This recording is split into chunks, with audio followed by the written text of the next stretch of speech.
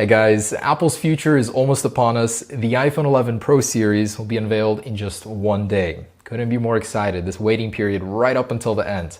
More news, more leaks, and I just wanted to talk to you about the expectations, what's likely to happen, what won't, and some very interesting competition that's just cropped up from Huawei.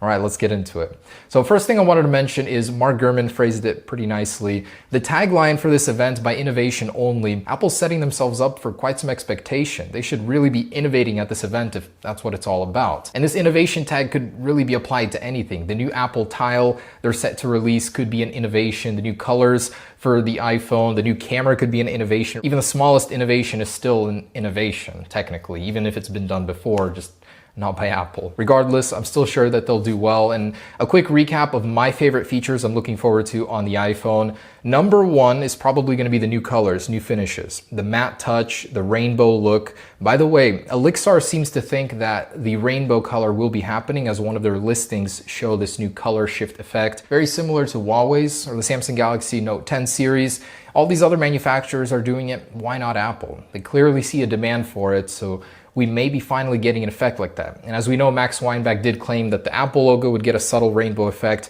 Why not the whole back, even underneath the matte coating? It could be super interesting and probably would be the most sold out color, of course, if they did that. Definitely the improved water resistance and shock resistance that Mark Gurman is saying Apple will be upgrading. Actually, for the first time ever, I accidentally drowned an iPhone, my XS, in the bath the other day, and I thought it was IP68 rated. It really depends on the circumstances, maybe even the heat of the water, so don't always rely on that protecting you. But maybe if I had the 11 Pro, it wouldn't have happened to me. Anyways, mine's all freaking out, the front camera's blurry. That's a first for me, so that's nice. Can't wait to get the 11 Pro to fix that. Of course, the reverse wireless charge, where I'll be able to charge my Apple Watch or the AirPods 2 on the back, is probably one of my most anticipated. And of course, the triple camera. Who doesn't want better pictures, especially low light photography? Also on Elixir's website, the iPhone 11, the 6.1 inch, is shown in a new green color. Could this one be the green color that we've been hearing so much about?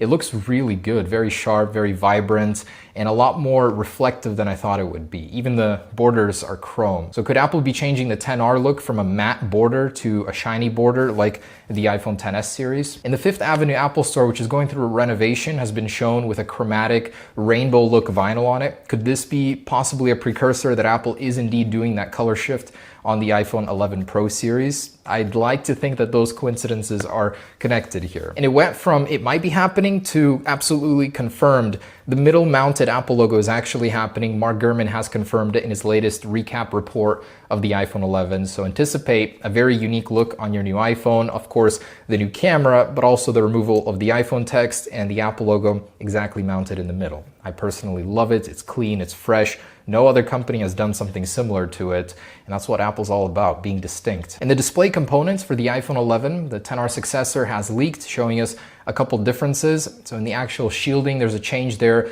Max Weinbach did say that Apple would be improving the corners of the new iPhone 11 LCD display. The anti-aliasing could be getting better in the corners, one place where apparently it suffers right now. And there's a changed earpiece up top. So Apple is changing that, improving the speaker quality on this year's iPhone lineup. It's no surprise. That's one of the iPhone's strong suits right now, is just how good the speakers are. So of course, why not upgrade already what they're good at? And I wanted to throw in that we may have been wrong about the mute switch. The new designs have been showing us that it goes up and down, and I can't say why exactly. It's some shady leak stuff, but that design may be wrong, and it may still be like the existing side-to-side version, just a little smaller and lower. Definitely see that on Tuesday. Now, will we see AirPods 3 or AirPods Pro, this upgraded version with active noise cancellation, at this event? Quartz seems to think so, that Apple will be unveiling them at the event, but not releasing them until early 2020. As we know, the original AirPods got unveiled and then released way later, so Apple may be following a similar strategy here. They still have to sell the AirPods 2 that they unveiled. They have a bunch of those, although it's very likely that they'll be sold alongside the existing AirPods 2 and AirPods 1, not as an entire replacement to them. And regarding AirPods 3, Huawei's new FreeBuds 3 are very impressive. So these are exactly what AirPods 3 should be, according to all of the rumors, except Huawei beat them to the punch. They're not an in-ear design, but they do feature active noise cancellation that can help you diminish outside noise by 15 decibels using a new windscreen guard. They look really good, actually suspiciously close to AirPods, even the case, the back plating, which is of course a different shape. They had to change something. Otherwise, it looks like a carbon copy of what AirPods 3 might be. Most impressive thing is how they did it without an in-ear solution. So it's not completely sealed off, but they were able to use some crafty technology to get that wind cancellation and active noise cancellation to work. And very interesting is that they copied Apple's H1 or W1 chip in the form of Kirin A1, so it connects in the same manner as Apple's H1 chip. It uses Bluetooth 5.1, which uses the latest standards for energy efficiency, making them likely even more energy efficient than Apple's AirPods right now.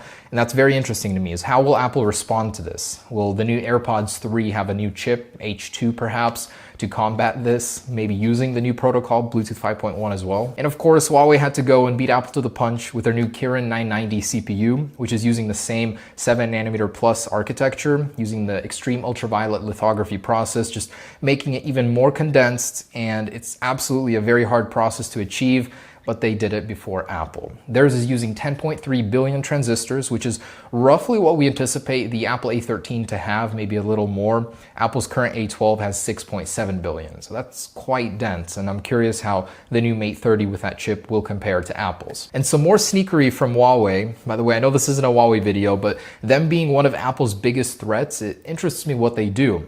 They actually managed to skirt a sales ban on their P30 series by re-releasing it with a new color, which by the way looks cool. We rendered it on the new iPhone 11, and they were able to re-release it with Android 10 as a result. The Mate 30, which is going to be the 11 Pro's, one of their biggest competitor, will actually not be getting the Play Store. So this is kind of a smart move on Huawei's end. Very brilliant. Going back to the Apple stuff, Ming-Chi Kuo is back with a couple new reports, starting with Apple's Tile competitor, which they'll be announcing in just a day here. He's saying it'll be far more advanced and more accurate than Tile's current offerings because it'll be using a new technology, ultra wideband technology, which is far greater, 100 times more accurate than Bluetooth LE and Wi-Fi.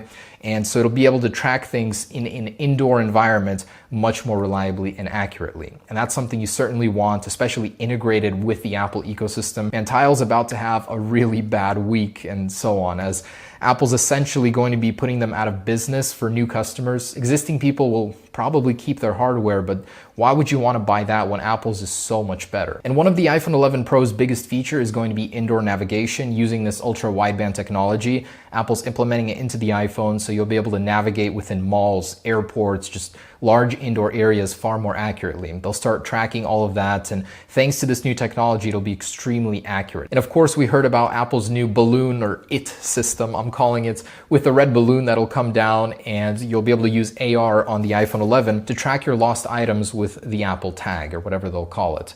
So you'll be able to see that red balloon with the string going down to it. I think it's brilliant and can't wait to see it in action. And Ming-Chi Kuo followed up on the 2020 iPhones by giving us a few insights on that. First off, and most interestingly, is he's saying it will be going through a new design refresh. As we know, Apple switched to the 3-year cycle refresh, where the same design sticks around for 3 years now, and it's going to be the 4th year, so of course we're getting a refresh. And this is the first confirmation we've heard of an actual design refresh, besides the screens growing in size. Of course, it'll have 5G technology built in, and the third feature he's saying will be the camera upgrades. So this year, Apple is establishing a triple lens system.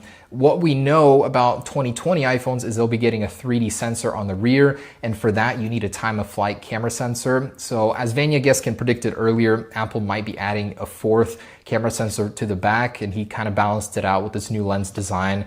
Looks more even. I guess it would work. I'm sure that Apple will figure something out that looks decent, or unless you've lost faith in them with the 2019 iPhones. I personally don't get the complaining. I think the design is okay. There's a reason why Apple's doing it, and I'm sure they'll tell us why here in a moment. So the 2020 iPhones are going to be huge. You know, it's all the changes you could ever want, but don't discount this year's iPhones. I think they'll still be a very enticing upgrade, especially with people with an iPhone 10 or even 1 year older than that. There are a lot of people that are looking forward to this. Better camera quality is huge. That alone is one of the biggest reasons for people to upgrade, and of course, the better battery life inside. The new layout inside is pretty revolutionary from like an engineering standpoint. Even so, I think it'll be a very enticing upgrade. And both Quartz and Bloomberg are anticipating an iPad Pro refresh. very likely to be announced at this event. Although not a very large one, it will still be a significant upgrade. It'll be faster with likely a new processor, better battery life. I'd like to see some new colors too. That would be very cool, at least a rose gold option.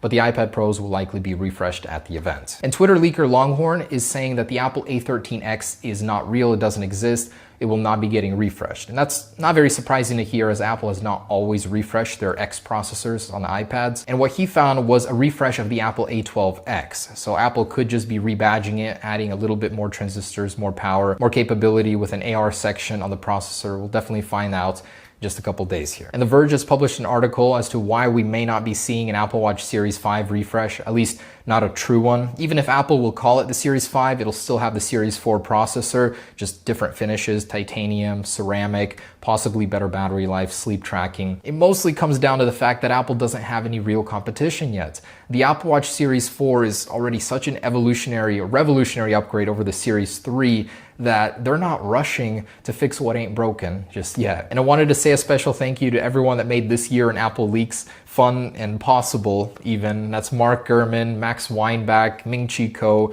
On Leaks, and Vanya Geskin. I thought that was very cool, that shout out. So I wanted to say all of these leaks have been making our case possible, which we'll be launching here very, very soon. And we won't make the iPhone 11 Pro launch for everyone asking. It'll be a couple months after. We want to ensure that we have a perfect fit, because right now we do have the leaked CADs, but we want it to fit like a glove. We'll be keeping you updated on that, and just wanted to say thank you. Yeah, this year has been crazy. It's all made our new company with the Bro King possible, and we hope to deliver the best cases as a result. By the way, the 11 Pro cases are available at many retailers already, showing up at like Walmart, Best Buys even, and you can order those, have one ready for launch on the 20th, and then we're coming out with ours a couple months later. So keep an eye out for that. I promise we'll make it worth your money. It's not going to be revolutionary, but they'll make you want it. They always do. I mean, I'm sure the new color alone will be enticing.